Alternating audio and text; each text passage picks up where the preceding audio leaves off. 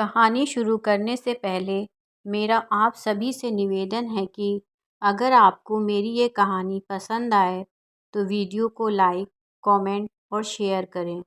अगर आप चैनल पर नए हो तो प्लीज़ चैनल को सब्सक्राइब करके नोटिफिकेशन बेल को ऑल पर हिट कर लें।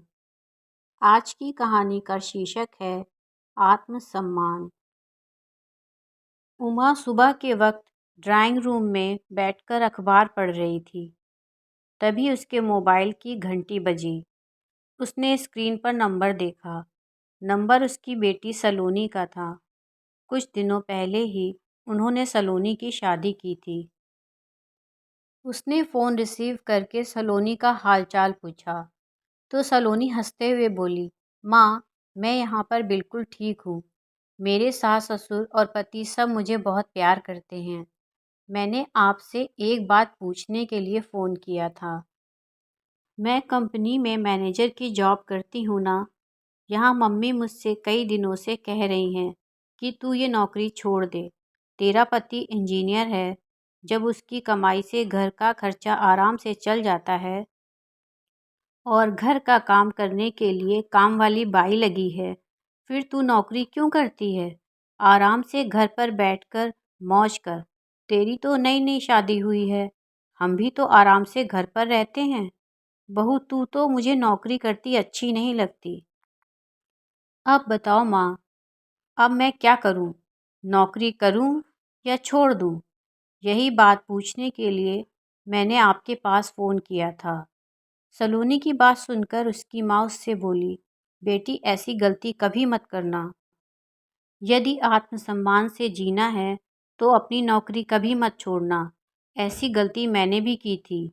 अपनी शादी से पहले मैं एक स्कूल में शिक्षिका की नौकरी करती थी, परंतु शादी के बाद जब मैं ससुराल आई और मैं नौकरी के लिए स्कूल जाने लगी तो तेरे पापा मुझसे बोले, जब हमारा खुद का बिल्डिंग मटेरियल का बिजनेस है तो तुम्हें स्कूल में नौकरी करने की क्या ज़रूरत है? घर में काम करने के लिए दो दो नौकर रखे हुए हैं। तुम्हें तो आराम से घर में रहना चाहिए। पति की बातें सुनकर मैंने बिना सोचे समझे अपनी अच्छी खासी शिक्षिका की नौकरी छोड़ दी। कुछ समय तक तो मैं घर में खुश रही थी, परंतु एक दिन जब मेरी छोटी बहन की शादी थी, तब मैं उसे भेंट में एक अच्छी सी साड़ी देना चाहती थी। जब मैंने तुम्हारे पापा से साड़ी खरीदने के लिए पैसे मांगे, तब वह गुस्से में मुझसे बोले, क्या ज़रूरत है तुम्हें नई साड़ी की? तुम्हारे पास से बहुत सी नई साड़ी हैं, उनमें से दे दो। जब मैंने उनसे कहा कि मेरी साड़ी पुराने फैशन की हैं, मैं उसे नए डिज़ाइन की साड़ी देना चाहती हूँ, तब वे गुस्से में बोले, यदि दान करने का इतना ही शौक़ है तो खुद कमाकर दान करो। मैं किसी को दान करने के लिए पैसे नहीं कमाता। तुम्हारे शौक़ पूरे कर दूँ, वही बहुत है। यह बात सुनकर मुझे बहुत दुख हुआ था। तुम्हारे पापा अक्सर अपने दोस्तों के साथ देश विदेश घूमने जाते रहते थे।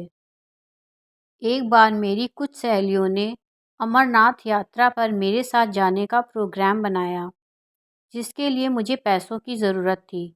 तब मैंने तेरे पापा से अमरनाथ यात्रा पर जाने के लिए पैसे मांगे। तब भी तेरे पापा गुस्से में बोले, अभी मेरे पास पैसे नहीं हैं, अगले साल चली जाना। ये सब सुनकर मेरा मन बड़ा दुखी हुआ था। मन मारकर तब मैंने अपनी सहेलियों से अमरनाथ यात्रा पर जाने के लिए मना कर दिया था। पतियों के पास खुद के शौक़ के लिए पैसे होते हैं, परंतु पत्नी की ज़रूरत के लिए कभी पैसे नहीं होते। छोटी छोटी ज़रूरत के सामान के लिए भी पति के आगे हाथ फैलाना बेहद बुरा लगता है। अपनी नौकरी छोड़ने के बाद मैंने जीवन में यही सबक सीखा है, बेटी, अगर जीवन में खुश रहना है तो अपनी नौकरी कभी मत छोड़ना, क्योंकि जिसके हाथ में चार पैसे रहते हैं वो अपने हर अरमान पूरे कर लेता है। बेटी, जिसके हाथ में पैसा नहीं रहता उसे हमेशा मन मारकर रहना पड़ता है। मैंने बहुत बड़ी गलती की थी अपनी नौकरी छोड़कर। तू ऐसी गलती मत करना। उमा की बातें सुनकर सलोनी बोली, माँ, अच्छा हुआ कि नौकरी छोड़ने से पहले मैंने आपके पास फ़ोन कर लिया। नहीं तो मैं आज ही नौकरी से इस्तीफ़ा देने वाली थी। आपको जो जीवन में सबक मिला, उसे मैं हमेशा याद रखूँगी।